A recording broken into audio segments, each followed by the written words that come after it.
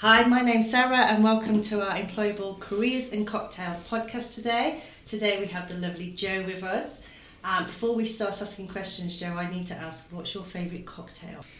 Well, my favourite cocktail I think has to be a espresso martini. I don't drink so many of them anymore because I'm a bit sensitive to the caffeine, but they are my fave. I don't like coffee, so I Do you wouldn't. like coffee? No, coffee drinks, so that Wouldn't float your boat? No, definitely not. Who are you, Jo, and what do you do? It's always an interesting starting question, I find, isn't it? Who am I? I can resonate as so many different things, from being a female Depends what day. to being a mother to being a sister and an entrepreneur. But I kind of try not to squeeze myself too tightly into a box because I am in a bit of an eclectic mixture, really.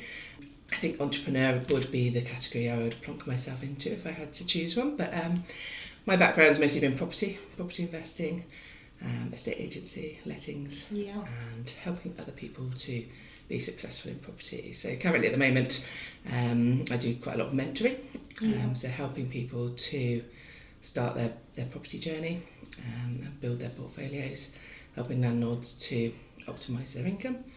And I also am a director for Search Property Group as well. Okay, so lots of property. Mostly property stuff, yeah. Yes. Okay, so on the property, did the industry choose you or did you choose the industry? Ooh, good question. I think even from a really, really young age, I had a bit of a fascination with money and property. Okay. Many stories I can retell from my very young kind of childhood, where constantly just counting out money and building things, playing in dolls' houses, through to my favourite game of all time, Monopoly. From about the age of 6, it was kind of seems to be one of the only board games I can remember playing as a child, actually. So no family arguments around the Monopoly? So many family arguments. And I think I realised quite quickly on I had a very different brain to the rest of my family because of the way that I played Monopoly. Okay. I didn't seem to be very risk adverse and would just go around and just buy everything, whereas everybody else wanted to collect the money. Yeah. And actually, building houses, getting hotels, collecting the rent was the only way to win. So I think that taught me a lot of different things.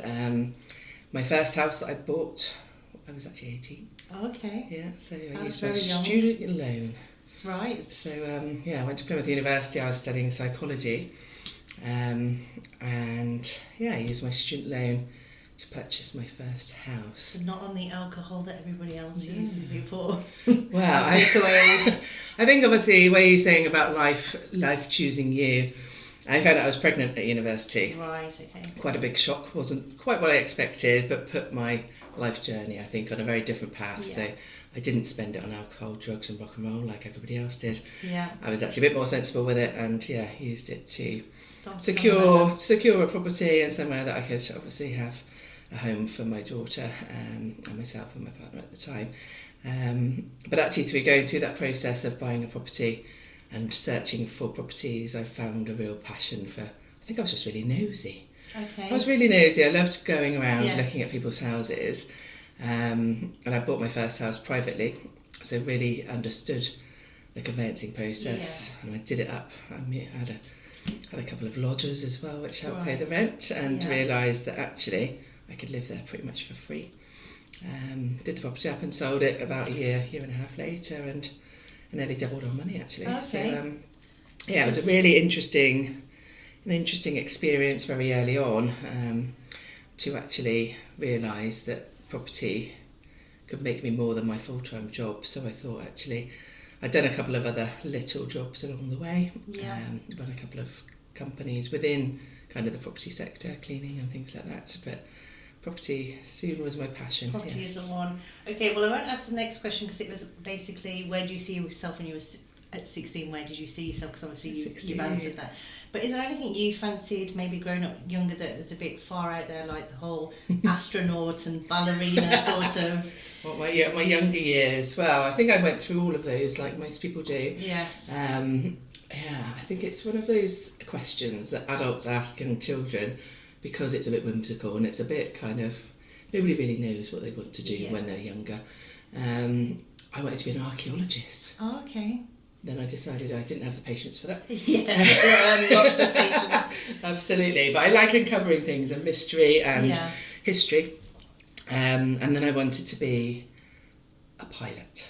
Oh, okay. Yeah, I wanted to fly an aeroplane, which I actually ended up doing very young actually. So when I was about 13, I joined the ATC, the Air Training Corps. Right, okay. I went and did flying, quite a lot of, probably did about 30 hours of flying with them, doing loop-the-loop and all that stuff. Yeah, and actually, fun stuff. Yeah, I got a real thrill. I was a bit of a thrill seeker, a bit of an adrenaline junkie during my teenage years. Yes. So yeah, I really enjoyed that side of things. That's but good. yeah, I was just trying to work out how am I going to make any money from these things. Yes. And when you've got a young daughter to provide for, I said obviously it was just a constant hustle to pay the bills. Change. Yeah, definitely. So as a teenager, I was not just looking after myself, but also looking after her as well, and kind of always been quite ambitious.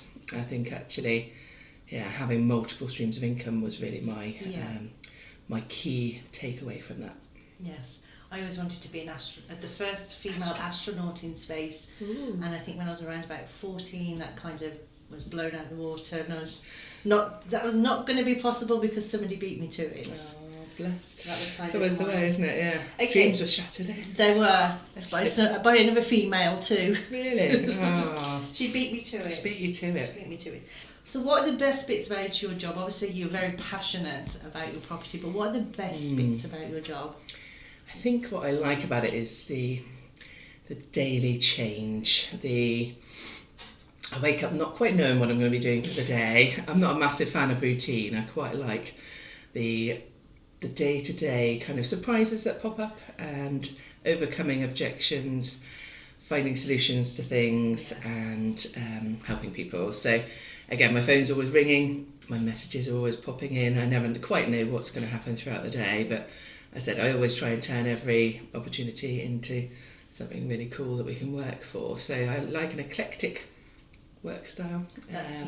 And also property is such a wide, vast thing really. I think obviously and there's so many different moving parts to it.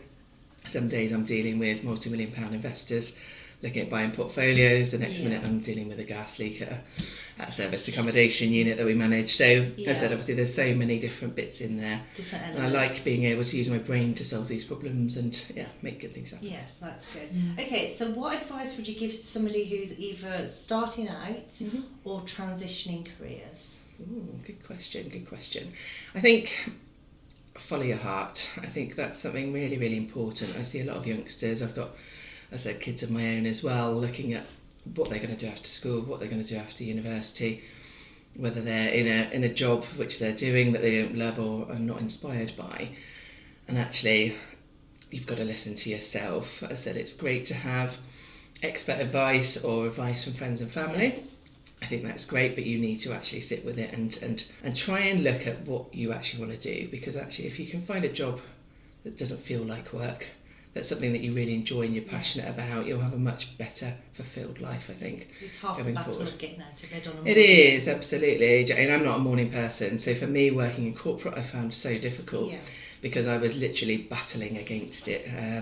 Literally, the waves were bashing against me every morning because I didn't want to get out of bed at 7 o'clock to be at work for 8 o'clock. Yeah.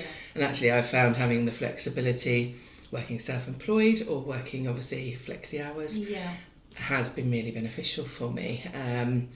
Again, I think there's a lot of advice out there. Again, be really careful who you listen to. And again, look longevity as well. I think I really like property because I can bounce around in different areas. But I think career progression, personal development and feeling fulfilled within your job role I think is really, really important. Something that's that you'll get home from and not have to whinge and moan about too much from that point of view. Shut the door and start again the following day. I think there's lots of jobs out there. That is hard to do though when you're self-employed. Oh, you can never do that door never shuts. It doesn't. No. I've done both worlds, and obviously I can go home at the moment and kind of, well, apart from dealing with children and life and all the issues and there's issues the following everyday life, I can kind of shut the door and not have to worry about it. But when you're self-employed, that follows you through the night and maybe sometimes until the early hours, because Sometimes, especially when you've got children, you find you do a lot of things when they've gone to bed, when they're younger, because it's a lot of jiggling, isn't it? Yes. A lot of juggling to make sure you've got that balance. And I think what I wanted, as I said, I've run some big companies before, employing lots of people, actually in this building, which was quite spooky. So when I got here this morning, I was like, oh, this is a blast from the past. So we're at the Airport Business Centre here. And actually that's where I kind of set up Neighbour Homes and the lettings department back, I think we were here 2011, so a while ago, 13 years ago. Hasn't changed much. Apart from the one that's got the bar now in... Oh, absolutely. This has definitely got the best West Wing, I think, from that point of view here. I call it the Google of Plymouth. Your offices are epic, I've got to say. With the golf. It's nice, isn't it? The golf, the bar, Yes. Definitely looks very snazzy up here. But yeah, I think looking at, obviously, the difference between owning a big company, being self-employed, having staff, or obviously being an employee, as I said, there's a lot of choices available. Yeah. And I think a lot of the time, obviously, especially with young school leavers, they don't understand, obviously, the options that are necessarily available to them. They are forced down one road. And quite often they are kind of almost, or at least this is the experience I've had with my daughter when she went through GCSEs and then on to higher education. They tend to kind of put you down the route of what you're good at. Let's have that job as what you can do, rather than what you're passionate about. And I think actually there's two differences to that, isn't it? Because I'm really good at lots of cool things, but I wouldn't want to do a job in them, Jane. I'm really good at maths. I wouldn't want to be an accountant. That doesn't float my boat, Jane. I need a bit more excitement and a bit more kind of variety in things. But I think, again, it's looking at what you can do. Yeah. I don't know if you've ever come across ikigai, have you ever heard of that? It's a Japanese term. I don't think so. I'll have to share some stuff with you, but it's basically 3 circles that overlap what you're good at, what you enjoy, and what you're passionate about, and what you can make money from. Yeah. And basically where they overlap in the middle is where you should go. And I think actually I did that process about 10-15 years ago, and looked at kind of all the different aspects, because it's not just what's the best money, because actually money doesn't buy happiness, and it doesn't give you a fulfilled life, but at the same time it does allow you to buy nice holidays and have time freedom. It makes it a little bit easier, a bit more bearable. I think it does, and it's kind of working out that tipping balance between time freedom and money freedom. And it's a very difficult balance, because in the world that we live in today, everything is very money driven. Yes. But actually, why do we need the money?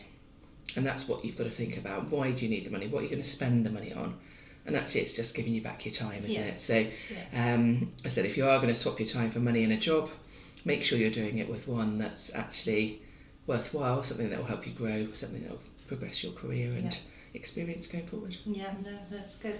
So on a bit of a lighter note then, it's quite deep. That was deep, wasn't it? What is the funniest thing you've seen in an office environment? Ooh la la, that is a funny one, isn't it? I've seen many funny things over my time, and some of them are a bit too funny, and I don't want to put them live on a podcast, but I'll tell you about a funny thing that I did in an office environment, because then I can't get in trouble. And it wasn't overly funny, but it was very embarrassing and was a bit stupid and slightly funny in the whole scheme of things. Yeah. So we had a birthday in the office when I had Neighbour Homes, and traditionally we all got a cake when it was our birthdays, and embarrassed them highly with singing happy birthday. Yes.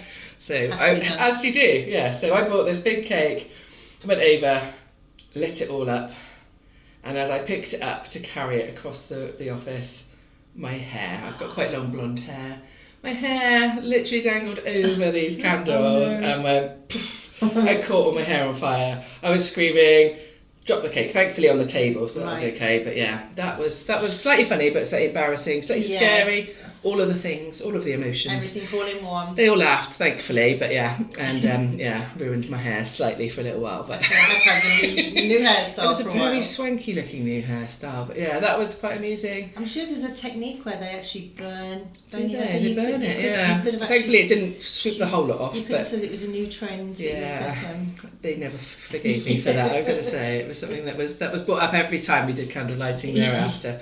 It's like, hair back. Delegate it to someone with short hair. So we'll slightly move away from the career side of things. Is there any conspiracy theories that you believe in? Oh gosh. That'll get me started down a Yeah, rabbit hole, won't it? Oh my God. That one. There are so many conspiracy theories. I think I've always been brought up to think my own way. I've got quite an unusual brain that goes off on tangents all over the place. And to be honest with you, I don't really believe much of the stuff that the government tell us, and the stuff that we're supposed to believe in. And I think obviously every single thing, I think is there's a slightly underlaying tone of something else going on. The man on the moon, that's slightly, I love the moon. I'm very much a spiritual person. Yes, I love staring at the moon, and I just think, how on earth in 1959, 60? Very long time ago. And we haven't done it since. And they managed to get signal. Now that's how they managed to record that and get it on the telly. And who was the man taking the photos of him coming down the steps? It's really interesting, isn't it? The technology. He would have been the first. The technology seemed quite interesting, to say the least. Obviously, I'd love to believe it, but yeah, I think there's probably a few things there that just don't quite add up. And we still can't get signal in little villages here, but we can. Can't even in Asda down the road. So it's one of those things, isn't it? And I think, why have we not been back up again? That's my biggest thing. My biggest thing is why, if we've done it once, why have we not? That was quite a while ago, wasn't it? Yeah. And 66 years ago, Joe, that's a long time. Our technology has advanced so much, and we've got one that's orbiting the Earth, but we can't just hop onto the It's moon. very interesting, isn't it? There's loads of things. I'm not going to go down the COVID route and all the other not. stuff, because, you don't want to have a 5-hour rant of me waffling on. We won't rename COVID what it's supposed Maybe to be. not. Absolutely. Okay, so you've got the world's attention for 30 seconds. What would you like to say? 30 seconds. So, I think... This one's timed. This is timed. Are you getting the timer out? We're going to have a ding, ding, ding. Should we do the countdown? That'd be so cool, that 30 seconds. For me, I think, follow your heart. Live your life to the fullest. Yeah. Learn to have multiple streams of income. And live every moment for what you can. I think that's really important. My motto in life too. You don't ever know how long you've got on this planet, and make a difference. Be kind. Yes. Leave a legacy.